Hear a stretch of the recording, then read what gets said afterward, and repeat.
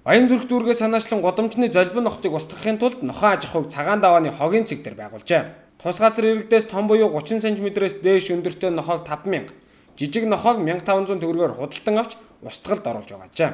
Баян зүрх дүүргийн засгийн дарганд хамгийн газраас 22 дугаар хорооны нутаг дэвсгэр дээр нохоо аж ахуйг байгуулахаас хамгийн чухал шалтгаан нийслэлийн хэмжээнд сүүлийн хагас жил нохоо устгалын ажил маш хангалтгүй.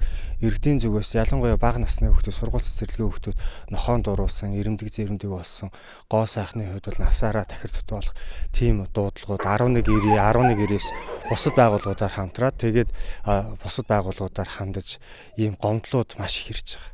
Гудам салбараар явж байгаа нохоонуудыг энд авчираад тэгээд тусгай зориултын хүмүүс нь, мэргэжлийн хүмүүс нь устгал хийж, булшилж устгадаг ийм ажил зохион байгуулад нөгөө нэг талаасаа иргэдэд аюулгүй тайван орчинд цэвэр үлдрийн нохоог бас цаашдаа түгээж өгөх, иргэд энэчнээс өөрснөө боломжийн хэрээр цэвэр ухсааны нохоонуудыг аваад өөрсдийн аж ахуйн болон амин хувийн хэрэгцээнд харуул хамгаалтын чиглэлээр нохоо одоо өсгөж үржүүлж явах тийм Монгол нохооны чанар усааг сайжруулах бусдад одоо хор хүнэл учруулж байгаа энэ иргэдийн амгалан тайван байдагт алдагдуулж байгаа энэ асуудлыг зэгслэх юм шаардлагатай. Орон нутгийн төсвийн хэмжээнд бол энэ мөнгө бол хүрэлцээргүй.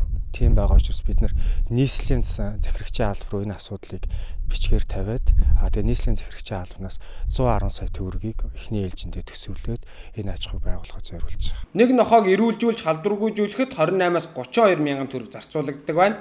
Тиймээс хүмүүсийн яриад байгаачлан гадагш нь экспортлох чиглэлээр аж ахуйг ажилуулна гэдэг бүтшгүй зүйл гэдгийг хэлж байлаа.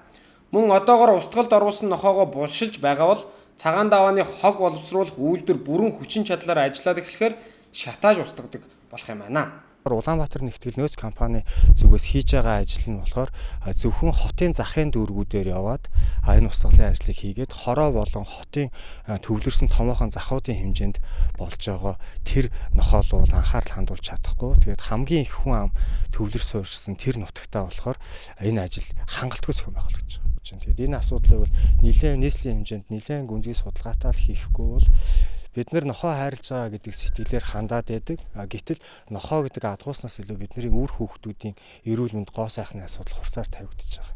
Улаанбаатар нэгтгэлийн нөөц компанид олон жил ажилласан нохоо устгагч нар удаа дараалан алдаа гаргасан.